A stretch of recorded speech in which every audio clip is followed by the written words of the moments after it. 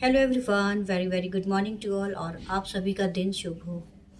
तो कैसे हैं आप सभी? उम्मीद करते हैं कि आप सभी लोग अच्छे होंगे और मैं भी ठीक हूँ। तो आज के वीडियो में हम एक पेशेंट की कमेंट का रिप्लाई देंगे कि उनका जो कमेंट है वो ये है कि क्या रजिस्ट्रेशन के टाइम पर टाटा हॉस्पिटल में पेशेंट को ले जाना ज़रूरी होता है? अपॉइंटमेंट के टाइम अपॉइंटमेंट के टाइम अपॉइंटमेंट के टाइम पर क्या उनको ले जा यार ये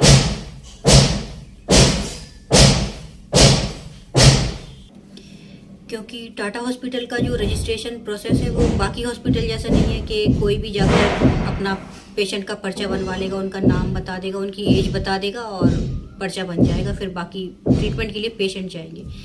तो यहाँ पर थोड़ा सा अलग प्रोसेस होता है रजिस्ट्रेशन का। यहाँ पर फाइल बनती है, पर्चा सिर्फ एक कागज़ पर पर्चा नहीं बनाया जाता। यहाँ पर फाइल बनती है और पेशेंट के पुराने रिपोर्ट्स को सबमिट किया जाता है यहाँ पर।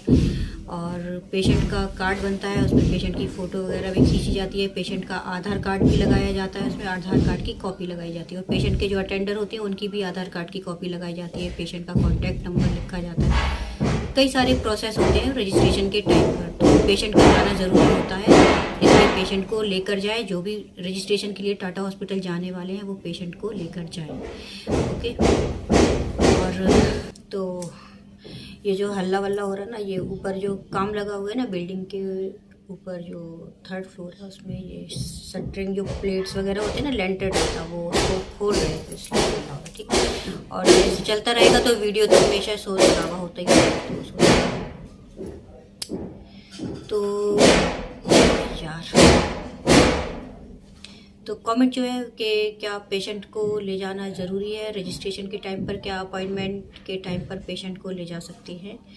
तो मैंने अभी तक टाटा हॉस्पिटल में जितने भी रजिस्ट्रेशन वाले पेशेंट्स देखे हैं, उनकी फैमिली देखी है, तो मैंने देखी है कि वो पेशेंट उनके साथ में ही जाते हैं। कोई भी ऐसे नहीं हुआ कि वहाँ पर रजिस्ट्रेशन के लिए सिर्फ उनके अटेंडर गए हों और उन्होंने अपना रजिस्ट्रेशन करवा लिया हो पेशेंट का और अपॉइंटमेंट पे वो गए हों लेकर पेशेंट को। और सेम मेरे केस में भी था कि रजिस्ट्रेशन के टाइम पर मैं भी टाटा हॉस्पिटल गई थी। मैं एक साइड में बैठी हुई थी, मेरी ज़रूरत नहीं थी वहाँ पर उस टाइम पर रजिस्ट्रेशन के टाइम पर। तो मेरी ज़रूरत वहाँ पर तब हुई थी रजिस्ट्रेशन के दिन, जब वेब कैम से मेरा फ़ोटो खींचा गया था मेरे आईडी कार्ड बनवाने के लिए। हॉस्पिटल का जो कार्ड होता है, स्मार्ट कार्ड, उसके लिए मेरी एक फ़ोटो खींची गई थी कंप्यूटर से। और कुछ सवाल भी पूछे जाते हैं, वो पेशेंट से ही पूछे जाते हैं, इसलिए पेशेंट का जाना ज़रूरी होता है हॉस्पिटल।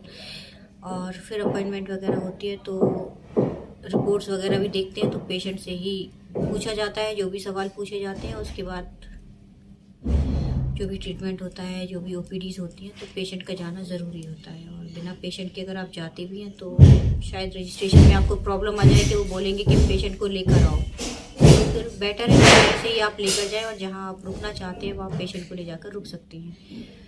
तो जब पेशेंट ठीक ठाक हों, ट्रैवल करने में उनको सही लगे, उस दिन आप जाएं टाटा हॉस्पिटल और उनका रजिस्ट्रेशन करवा लें। ओके। तो अगर आप सोच रहे हो कि पहले से रजिस्ट्रेशन करवा लेंगे फिर अपॉइंटमेंट पे जाएंगे क्योंकि वहाँ भीड़ भाड़ होती है, लाइन होती है, तो ऐसा नहीं होता। रजिस्ट्रेशन एक दिन में कंप्लीट हो जाता है। तो रजिस्ट्रेशन के बाद पेशेंट को ओपीडी की डेट मिल जाती है। पेशेंट ओपीडी में जाते हैं टोकन लेकर और डॉक्टर से अपॉइंटमेंट कर लेते हैं। तो ये जो ओपीडीज़ वगैरह होते हैं ये भी रजिस्ट्रेशन के दिन ही पता लग जाता है कि किस ओपीडी में पेशेंट का ट्रीटमेंट होना है, क्योंकि वहाँ पर एक कैंसर का डॉक्टर नहीं है, ना ही एक ओपीडी है। ब्रेस्ट कैंसर की ओपीडी अलग है, गायनी की ओपीडी अलग है, ओरल कैंसर ट्रीटमेंट की ओपीडी अलग है, इसी तरह से ब्लड कैंसर की अलग है। सारे कैंसर अलग अलग होते हैं, सारे कैंसर की ओपीडीज अलग है। और जो डॉक्टर्स की टीम होती है वो सारे ट्रीटमेंट को प्लान करती है और फिर उसके बाद पेशेंट को ट्रीटमेंट किया जाता है। तो इस तरह से होता है टाटा हॉस्पिटल का ट्रीटमेंट प्रोसेस और रजिस्ट्रेशन प्रोसेस। और आई होप कि हमारा ये वीडियो आप सभी के लिए हेल्पफुल रहा होगा। वीडियो हेल्पफुल रहा तो लाइक कर लीजिए और चैनल पर नए हैं तो सब्सक्राइब कर लीजिए, बेल आइकन को प्रेस कीजिए आने वाले नए अपडेट्स के लिए। मिलते हैं अगले वीडियो में फिर नए किसी टॉपिक के साथ। तब तक के लिए थैंक यू और थैंक यू फॉर वॉचिंग। अपना ख्याल रखिए।